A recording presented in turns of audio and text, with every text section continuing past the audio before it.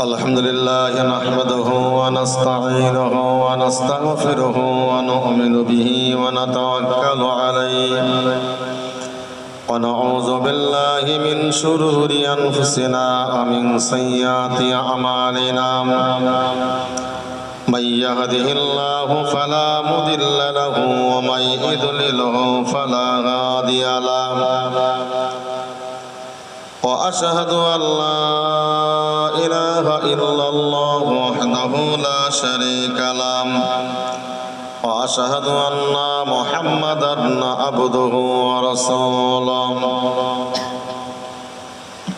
الذي أرسله بالحق بشيرا ونذيرا وداعيا إلى الله بإذنه وسراجا منيرا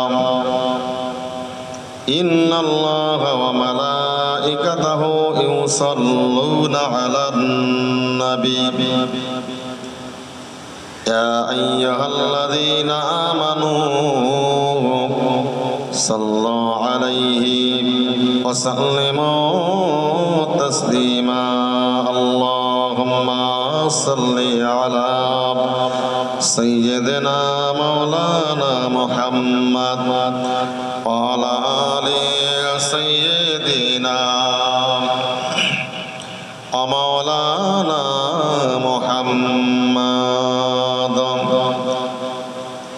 محمد بشر ليس كالبشر يقوت هدر ليس كالحجر اللهم صل على سيدنا مولانا محمد وعلى آل سيدنا ومولانا محمد সাল্লাল্লাহু আলাইহি ওয়াসাল্লাম। সর্বপ্রথমে প্রশংসা জ্ঞাপন করছি সেই মহান আল্লাহ পাকের দরবারে যিনি আমাদেরকে দোয়ার মজলিসে বসার মতো তৌফিক দিয়েছেন। শুকরিয়া জ্ঞাপন করেছি আলহামদুলিল্লাহ। দরুদ ও সালাম বিশ্ব নবীর দরবারে অসংখ্যবার দরুদ ও সালাম সাল্লাল্লাহু আলাইহি ওয়াসাল্লাম। আজকের মূলত কিছু আলোচনা, আমরা সকলেই কম বেশি ইসলাম ধর্মের মানুষ। তো ইসলাম ধর্মের মানুষ হওয়ার পরেও যদি আমরা ইসলামিক কৃষ্টি কালচার, ইসলামিক আইন কানুন যদি আমরা মেনে না নিই, তাহলে আল্লাহর দরবারে হাসরের মহাময়দানে এর জবাব দেওয়াটা অত্যন্ত কঠিন হয়ে যাবে। যেগুলো হাদিস পাকে রাসূল নিষেধ করেছেন সেগুলোকে বর্জন করে চলা, যেগুলোকে আদেশ করেছেন সেগুলোকে আমাদের মেনে নেওয়া। আল্লাহ বান্দা মনে রাখুন, মহান আল্লাহ কোরআন শরীফের ভিতরে স্পষ্ট করে জানিয়েছে, আমার বান্দা বান্দি তোমরা মনে রাখো, ওমা তাকুমুর রাসূল ফাখাযুহু ওমা নাহাকুম আনহু ফান্তাহু। মহান আল্লাহ স্পষ্ট করে জানিয়ে দিলেন, বান্দারে আমার নবী তোমাদেরকে যেটা আদেশ করে তোমরা মেনে নাও, আমার নবী তোমাদেরকে যেটা নিষেধ করে সেটা তোমরা বর্জন করে চলো, তাহলে তোমাদের জন্য সেটাই হবে বড় ভালো। নবী যেটা আমাদেরকে আদেশ করেছেন সেটা আমাদেরকে মেনে নিতে হবে, আর যেটা আমাদেরকে বর্জন করতে বলেছেন, ছেড়ে দিতে বলেছেন, সেটা আমাদেরকে ছাড়তে হবে। আল্লাহর বান্দা মনে রাখো, আল্লাহ আল্লাহর নবী আমার দোজানে বাচ্চা হাবিবুল্লাহ জনাবে মুহাম্মদুর রাসূলুল্লাহ সাল্লাল্লাহু আলাইহি ওয়াসাল্লাম হাদিস শরীফের ভিতরে বলেন, আমি দিনের নবী মুহাম্মদুর রাসূলুল্লাহ তোমাদেরকে জানিয়ে দিলাম, আমি নবী তোমাদের যেটা নিষেধ করব সেটা যদি তোমরা মেনে চলো আমার আল্লাহ তোমার উপরে রাজি হয়ে যাবে। জোরে বলুন সুবহানাল্লাহ। আমি নবী তোমাদেরকে যেটা বলবো তোমরা এটা করো না, আর যদি তোমরা সেইটা বেশি পরিমাণে করো আমার আল্লাহ পাক আল্লাহ তাআলা তোমাদের উপরে রাগান্বিত হয়ে যাবে। নবী আমাদেরকে যেটা মানতে বলেছেন সেটা আমাদেরকে মানতে হবে। মিশকাত শরীফে এখনো বহু হাদিস রয়েছে যেগুলোকে আমাদের মানতে হবে। আল্লাহর বান্দা মনে রাখুন, বর্তমান জামানাতে অনেক শরিয়াত বিরোধী ছেলে মেয়ে দেখা যায়। আমার আল্লাহ কোরআন শরীফের ভিতরে বললেন, যারা হকপন্থী মানুষ, যারা সৎপন্থের মানুষ, যারা হকের রাস্তায় চলে, যারা সত্য কথাগুলো বলে, যারা কোরআন মানে হাদিস মানে, তোমরা তাদের রাস্তাগুলো ধরো। ও আল্লাহর বান্দা আপনি মনে রাখুন, দিনের নবী মুহাম্মদুর রাসূলুল্লাহ সাল্লাল্লাহু আলাইহি ওয়াসাল্লাম জানিয়েছেন, হাদিস শরীফে রাসূল আমার বলেন, ছেলেদের জন্য এটাই তো করা হারাম, ছেলেদের জন্য তো এটা শরীয়তে বৈধ নয়। তার নিজের পায়ের পায়জামা লুঙ্গি প্যান্ট স্যুটগুলো তারা এমনি করে তারা পায়ের গিটের নিচে পরিধান করে। আমি দিনের নবী মুহাম্মদুর রাসূলুল্লাহ তোমাদেরকে জানিয়ে দিলাম এটা তোমাদের জন্য বৈধ নয়। এগুলো শরীয়তে বৈধ নয়। যেগুলো অনেক সময় আমাদের এলাকায় দেখা যায় যে বহু ছেলে আছে তারা পায়জামা প্যান্ট লুঙ্গিগুলো গিটের নিচে এত লম্বা ঝুল করে পড়েছে যে রাস্তার সমস্ত মুরগির পায়খানা নাকের গোটা ঝাড় নিয়ে যাচ্ছে। আজকে আমাদের ভাবতে হবে না আমার মুসলমান বলে দাবি না। আল্লাহর বান্দা মনে রাখুন, দিনের নবী মুহাম্মদুর রাসূলুল্লাহ সাল্লাল্লাহু আলাইহি ওয়াসাল্লাম স্পষ্ট করে জানিয়েছেন, পুরুষ ছেলেদের জন্য পুরুষদের জন্য ওই পায়ের গিটের নিচে জামা কাপড় পরাটা শরীয়তে হারাম। আল্লাহর নবী বলেন ওই পায়ের গিটের নিচে কাপড়গুলো ঝুলিয়ে পড়বে, সেটা হলো সমাজের নারী জাতেরা, সমাজের মেয়েরা। পুরুষদের নিয়ম হচ্ছে গিটের উপরে কাপড় পরা আর মেয়েদের গিটের নিচে পরা। আল্লাহর বান্দা মনে রাখুন, বর্তমান সেটাও উল্টে যে পুরুষেরা এখন তারা গিটের নিচে পরা ধরেছে আর নারী জাতেরা তারা এমনি করে গিটের উপরে পরা ধরেছে। তার মানে দেখলে দূর থেকে মনে হবে এর মনে হয় পায়জামা কাটাতে গিয়ে সিটের কাপড়ের অফ পড়েছে, এরকম মনে হবে। রাসূল বললেন পুরুষরা পড়বে উপরে আর নারীরা পড়বে নিচে, অথচ সেটা উল্টে যে এখন হচ্ছে কি পুরুষরা পড়ছে উপরে নিচে আর নারীরা পড়ছে উপরে। আল্লাহর বান্দা মনে রাখুন, দিনের নবী মুহাম্মদুর রাসূলুল্লাহ সাল্লাল্লাহু আলাইহি ওয়াসাল্লাম জানিয়েছেন, না না না না ওই পুরুষরা কখনো গিটের নিচে কাপড় পরিধান করতে পারে না। ওই কাপড় যদি গিটের নিচে পরিধান করে, দিনের নবী মুহাম্মদুর রাসূলুল্লাহ জানিয়েছেন ওই ওই ওই এমনি করে ওই ছেলেটিকে কাল কিয়ামতের মহাময়দানে আমার আল্লাহ তাকে জাহান্নামের খোরাক বানিয়ে দিবি, জাহান্নামে পড়াবি। আর যদি কোনো নারীরা যদি তাদের পায়জামা গুলো যদি সালোয়ার কামিজ গুলো যদি ওই পায়ের গিটের উপরে পরিধান করি, তাদেরও জাহান্নামে দেওয়া হবে। না না না না, মুসলমান কখনো এই শরিয়াত বিরোধী কাজগুলো করতে পারে না। এগুলো শরিয়াত বৈধ নয়।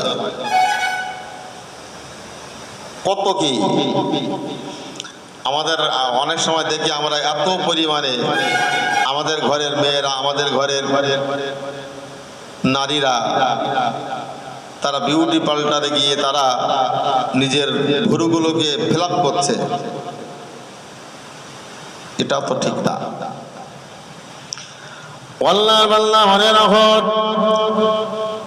আল্লাহ নবী আমার দরজার বাচ্চা হাবিবুল্লাহ জনাবে মুহাম্মদ রাসূলুল্লাহ সাল্লাল্লাহু আলাইহি ওয়াসাল্লাম জানিয়েছে, না না না না, আল্লাহ নবী বলেন যে নারীরা নিজের চোখের ভুরুগুলো ফিলাপ করে শুরু করে গাড়ি, আমার দিনের নবী মুহাম্মদ রাসূলুল্লাহ জানিয়েছে ওদের উপরে তো আল্লাহর লানত বর্ষণ হয়।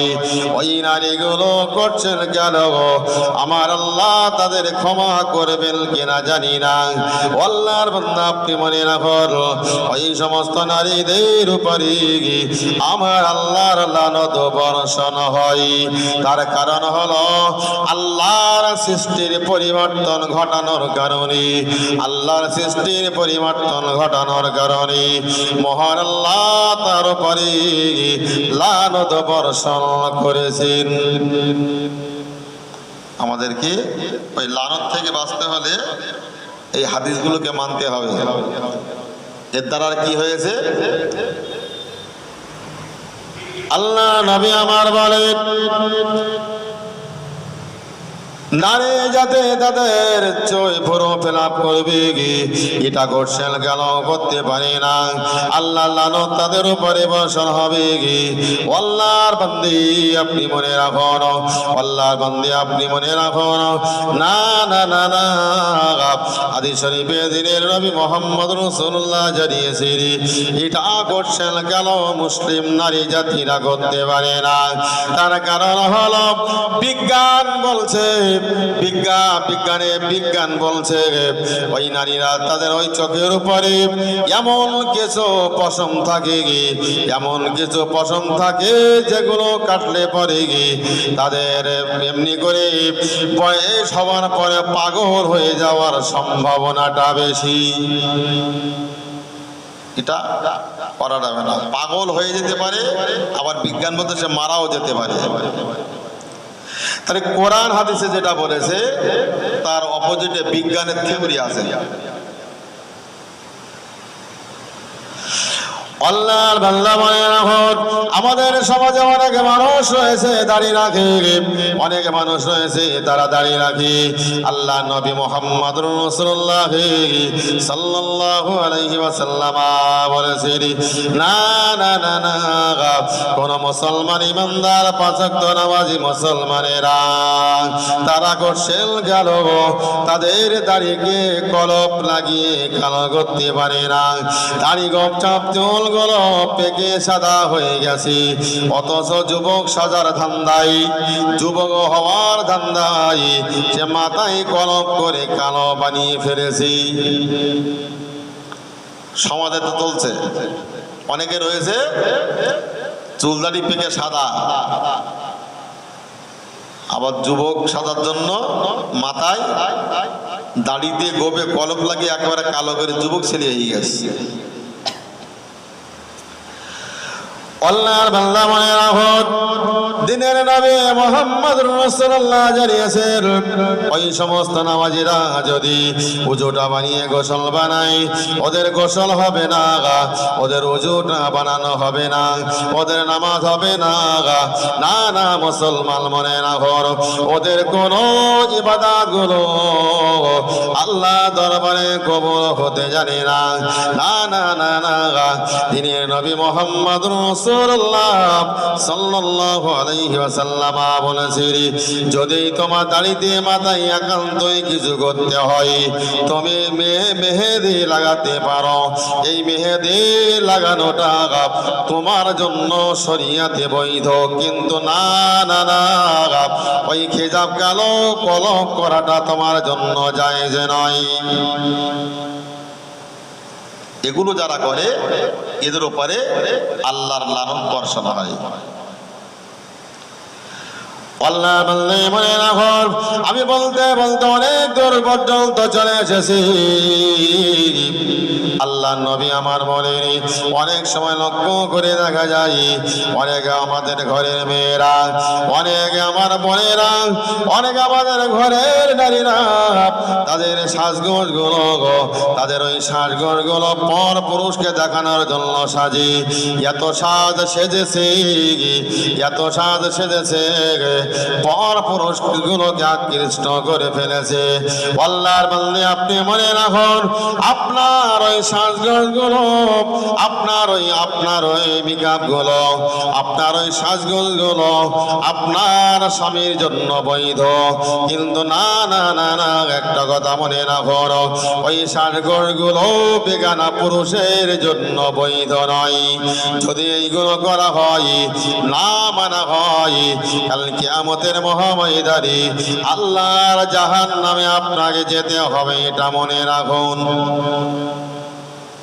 অনেক সময় দেখা যায় আত্মীয়র বাড়ি যাচ্ছে, কুটুম বাড়ি যাচ্ছে, এত সুন্দর সাজ সেজেছে, সুগন্ধ লাগিয়েছে, আর রাত্রে যখন স্বামীর পাশে যায় তখন সবচাইতে ঘামাল দুর্গন্ধময় কাপড়টা পরে তারপরে শুতে যাচ্ছে। এতে রহমত হবে বলে মনে হয়?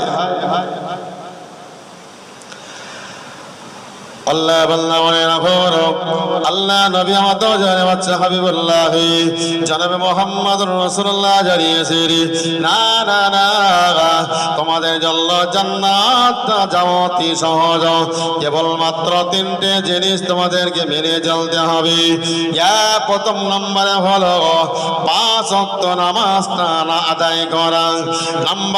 দ্বিতীয় নম্বরে বলছে শুনুন, দ্বিতীয় নম্বরে হলো তোমাকে রীতিমতো পর্দায় পোষিত থাকতে হবে, পর্দায় তোমাকে থাকতে হবে। আর নাম্বার 3 হলো তোমার স্বামীর আনুগত্য তোমার করতে হবে। তিনটে: নামাজ, পর্দা আর স্বামীর আনুগত্য করা, এগুলো সবগুলো করতে হবে। আল্লাহ বললে মনে রাখুন, না না না, ওগুলো যদি আপনি মেনে চলতে পারেন, আপনি যদি ওগুলো মেনে চলতে পারেন, আমার আল্লাহ খুশি হয়ে আপনাকে আল্লাহ দয়া জান্নাতে নসিব করিয়ে দেবেন। কোন মুসলমান এমন করে থাকতে পারে না। কোরআন হাদিসগুলোকে আমাদেরকে রীতিমতো মেনে চলতে হবে। এই জন্য মহান আল্লাহ স্পষ্ট করে বললেন, যারা ন্যায়বাদীর ওপারে থাকে, সত্যবাদীর ওপারে থাকে, যারা হকপন্থী মানুষ, যারা তাদের রাস্তাগুলো তোমরা ধরে চলো, দেখতে পাবে আল্লাহর তরফ থেকে তোমাদের ওপরে আল্লাহ রহমত নাজিল হবে। আর যদি তোমরা কোরআনগুলো রীতিমতো না মেনে চলো, আল্লাহর তরফ থেকে তোমাদের ওপরে রহমত হতে পারে না। আজকের বিভিন্ন দিকে লক্ষ্য করলে দেখা যাবে, বিভিন্ন রাষ্ট্রের দিকে লক্ষ্য করলে দেখা যাবে, বিভিন্ন রাজ্যের দিকে লক্ষ্য করলে দেখা যাবে, এই মুসলিম কমিউনিটির উপরে এত পরিমাণে অত্যাচার চলছে। আল্লাহর বান্দা, আপনি মনে রাখুন, এই অত্যাচার চলছে, তার পিছনে অনেক কারণ রয়েছে। সেই কারণটা হলো এই কোরআন হাদিসের উপরে জীবনটা তৈরি না করার কারণ। যখন কোরআন হাদিস ব্যাপক পরিমাণে হবে, তখন কোরআন হাদিস যখন ব্যাপক পরিমাণে অস্বীকার করবে মানুষ, তখন আল্লাহর তরফ থেকে বড় বড় বড় বড় গজব আল্লাহ চাপিয়ে দেবেন। আজকের আমরা সেগুলো ভাববো না ভাই। বিশ্বাস করো, এমন কোনো ঘর নেই এখন সুদের সঙ্গে জড়িয়ে পড়িনি। আল্লাহ বান্দা মানে আমার আল্লাহ কোরআন শরীফের ভিতরে জানিয়ে দিয়েছে, ফাইল্লাম তাফালু ফাআযানু বিহারবিম মিনাল্লাহি ওয়া রাসূলিহি। আমার আল্লাহ বললেন, বান্দা তুমি মনে রাখো, জেনে রাখো, আমি আল্লাহ তোমাদেরকে বলে দিলাম, আমি আল্লাহ তোমাদেরকে জানিয়ে দিলাম, ফাইল্লাম তাফালু ফাআযানু বিহারবিম মিনাল্লাহি ওয়া রাসূলিহি। যে সুদ খেল সেই মুসলমানটি সে যেন আমি আল্লাহ এবং আমার নবীর সঙ্গে জিহাদ করার জন্য তৈরি হয়ে যায়। আল্লাহর সঙ্গে নবীর সঙ্গে জিহাদ করার মতন শক্তি পাওয়ার কারণ আছে? কারণ নেই। এই জন্যে আমাদেরকে সচেতন হতে হবে। আল্লাহ বান্দা মানে যখন লক্ষ্য করে দেখা যাবে এখন পরিস্থিতিতে অনেক সময় দেখা যাবে সমাজের প্রতি এই সুদের হারটা ব্যাপক পরিমাণে বৃদ্ধি পাবে। এই সুদের হার যখন ব্যাপক পরিমাণে বৃদ্ধি পেয়ে যাবে তখন তোমরা আল্লাহর তরফ থেকে তোমাদের উপরে বড় বড় গজব নাজিল করা হবে। বিভিন্ন স্টেটের দিকে লক্ষ্য করে দেখো, বিভিন্ন রাজ্যের দিকে লক্ষ্য করে দেখো, মুসলমান শুধু তাই নয়, সমস্ত মানুষের উপরে মানুষে আল্লাহর গজব পতিত হতে শুরু হয়েছে। বিভিন্ন জায়গায় মানুষদেরকে তাদের বেলাবন দিয়ে বন্যা দিয়ে ধ্বংস করা হচ্ছে। আল্লাহর বান্দা আপনি মনে রাখুন, এমন অনেক এলাকা রয়েছে সেদিকে কোনো আকাশের পানি নয়, কোনো নদীর পানি নয়, তাদের পানি বিনা তাতে তাদেরকে গজব দেওয়া হচ্ছে। আল্লাহর বান্দা আপনি মনে রাখুন, অনেক জায়গায় দেখা যাচ্ছে আল্লাহর নবী আমার বলেন, আল্লাহর বান্দা বন্দে, আল্লাহর বান্দা বন্দে আপনি মনে রাখুন, যদি তখন দেখবেন সমাজের মানুষের আল্লাহ ভোলা হয়ে যাবে, যখন তারা নবী ভোলা হয়ে যাবে, আল্লাহর তরফ থেকে বড় বড় গজব গুলো দেওয়া হবে। এর থেকে আমাদের ফিরতে হবে। তাই যদি না ফিরি আল্লাহর শাহী দরবারে সেই দিন জবাব দেওয়া অত্যন্ত কঠিন হয়ে যাবে। যতটুকু আলোচনা মন আল্লাহ করালেন, আল্লাহ আমল করার তৌফিক দিন। যতদিন আল্লাহ বাঁচিয়ে রাখেন ঈমান ইসলামের ওপরে আল্লাহ কায়েম রাখুন। আখির দাওয়ানা আনিল হামদুলিল্লাহি রাব্বিল আলামিন। আসসালামু আলাইকুম ওয়া রাহমাতুল্লাহি ওয়া বারাকাতুহু।